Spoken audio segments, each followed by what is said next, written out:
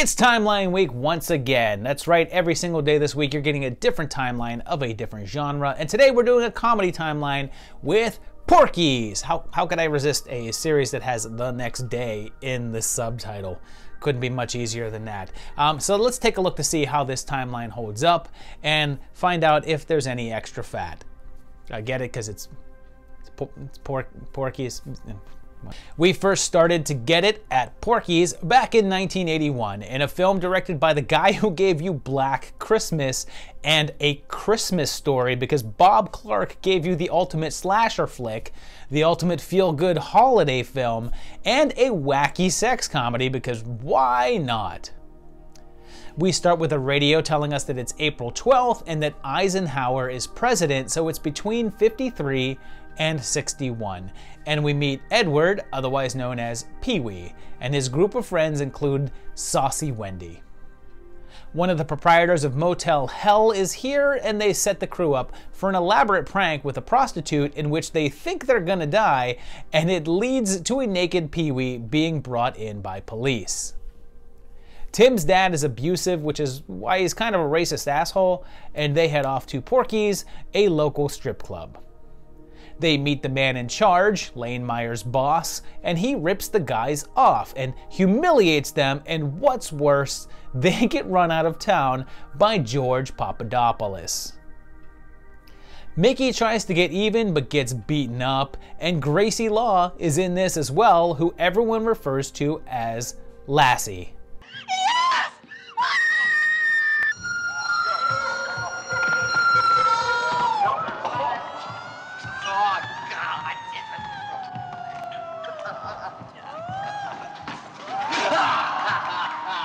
And the classic peephole in the shower scene happens that the famous poster derives from. Mickey gets beat even worse, and in case you're curious, this is about an hour and 20 minutes in, and the actual place Porky's is factored into about 10 minutes of the overall plot. So far, it's mostly just about these teens and their escapades. The whole thing with Porky's is essentially a small subplot. When we do get back there, there's a spit record that was set in '52, so we're past that, but we knew that already, and the crew begin to get their revenge, yanking out the docks from under them, which then turns into destroying the entire place, which I don't know, maybe a touch overkill. They humiliate Porky and the sheriff, and Pee-wee and Wendy finally do the deed. And here's the thing, they don't say the actual year in the film, but promotional material for the film with plot descriptions said it takes place in 1954, which makes sense given the context clues, so that's what we're gonna go with. 2 years later, the whole crew returned for 1983's Porky's to The Next Day, which really makes it easy for a timeline since this movie apparently takes place the day after the last one. Pee-wee and Wendy seem to be a thing now, although all of the injuries that everyone seems to have gotten the night prior are just gone. Pee-wee finds out that Wendy is known as the biggest slut in school, which turns out to not be true. And there's a big play coming up, but a crazed reverend wants to stop them from putting it on, calling Shakespeare filth because it goes against what he believes is his moral code and standards, and yeah, some things never change apparently. There's also some nefarious bits going with a fake hanging, like a munchkin in The Wizard of Oz, and I'm hijacking this to let you know that that story is 100% false, and what's back there is a bird. If you've seen footage of what looks like a person swinging, that's because there's a doctored version making the rounds online. But original VHS copies from the early 80s have been reviewed, showing that it's clearly a bird in the background and no little person committed suicide. So just know that when someone talks about what happened, that it's actually a debunked urban legend. Anyway, the KKK doesn't want them to have a native in the play because he's not white, and Reverend says he's not American because racists are not the brightest of people. The Klan makes their presence known, beating up John Henry and trying to shave his head. But the play goes on anyway, and at one point, instead of a sword, they have to use a leg, because Bob Clark just has some sort of thing with legs, I guess. And I suppose it's because of their versatility. They can be swords, they can be lamps, they can be anywhere you need them to be. They get shut down mid-show, which the Klan supports, which Ballbricker draws a line at, because she may be a bitch, but she's not an idiot. They decide to get revenge and lead the Klan members into a trap, and meanwhile, Wendy takes down her local politician because she's only 17 years old, and he takes her across county lines to try to sleep with her, which is actually pretty illegal in Florida, where this movie takes place. They take down the preacher as well, and the commissioner resigns because that's what he should do after being caught with a 17-year-old girl, and the play is back on. And you know, coincidentally, I had that whole Wizard of Oz rant earlier, and they end this film singing, "We're off to see the wizard," so go figure. We're off to see the wizard, the wonderful Wizard of Oz. That one didn't make nearly as much as the first, but did well enough for another entry, so 2 years later, we got 1985's Porky's Revenge. Clark didn't return to direct, but James Comack stepped in, a longtime TV director and actor, and this was one of his only features, and was one of the last things he directed.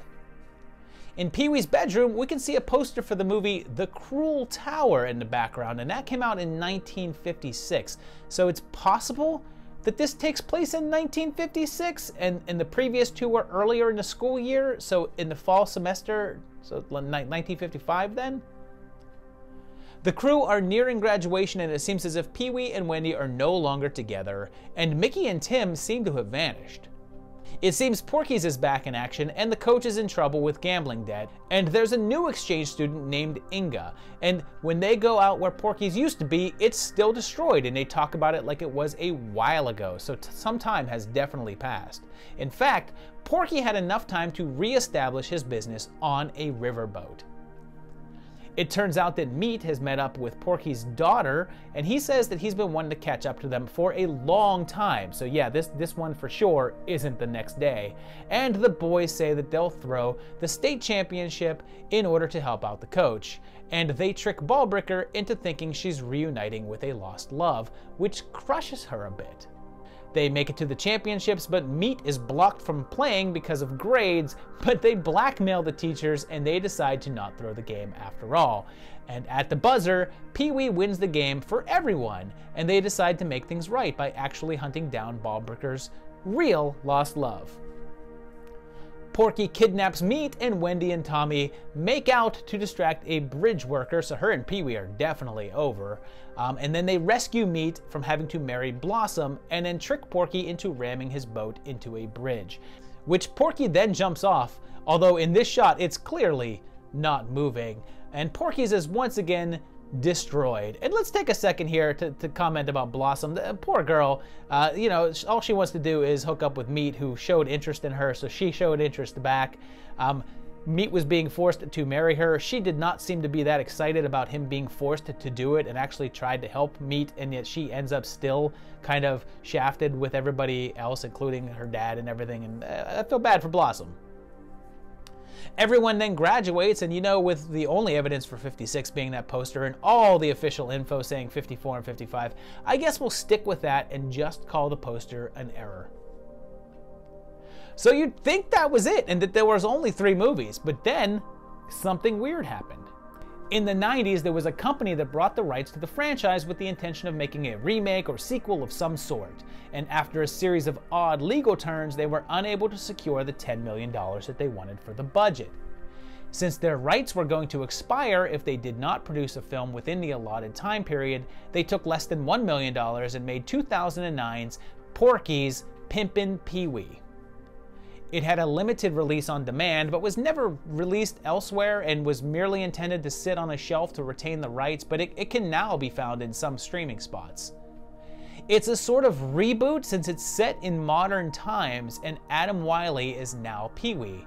There's a new Meat, and Evil Bung's Larnell is now Tommy. Wendy is off to Italy with a boyfriend now, and this was directed by Brian Trenchard Smith of Leprechaun 3 and 4 fame.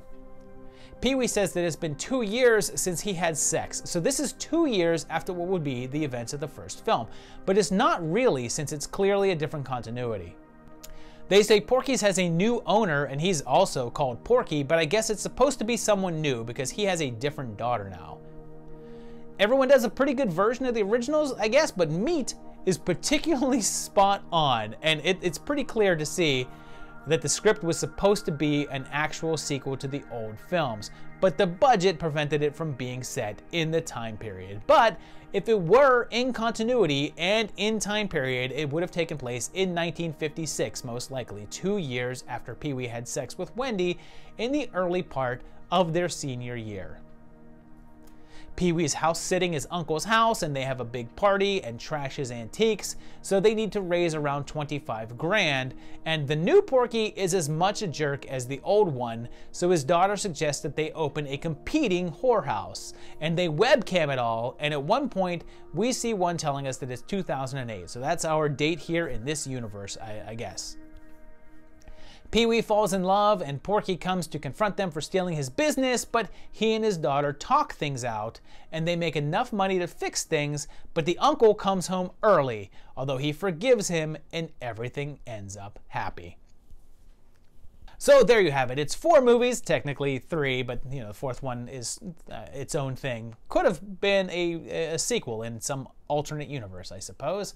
And this timeline makes quite a bit of sense. Yeah, there's some weird things like the fact that the next day nobody talks about all the crazy stuff that happened the night before. That was a big deal, and like nobody mentions it. They're just on to the next thing. But these were a lot of fun. Actually, I really enjoy the Porky's movies. They're pretty entertaining. They hold up pretty well for 80s movies.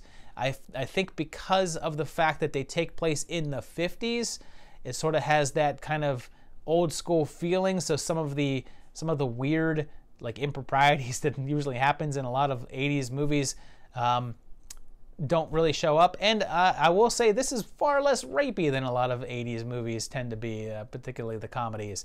Yeah, but I enjoyed them a lot. They were a lot of fun. Check them out if you haven't seen them. They're pretty fun. If you've seen them and like them, let me know. Put it down in the comments down below. If you like the video, click like. If you enjoy the channel, hit subscribe. Please check out my Patreon page at patreon.com/movietimelines. I would appreciate that. I'll see you tomorrow as Timeline Week continues.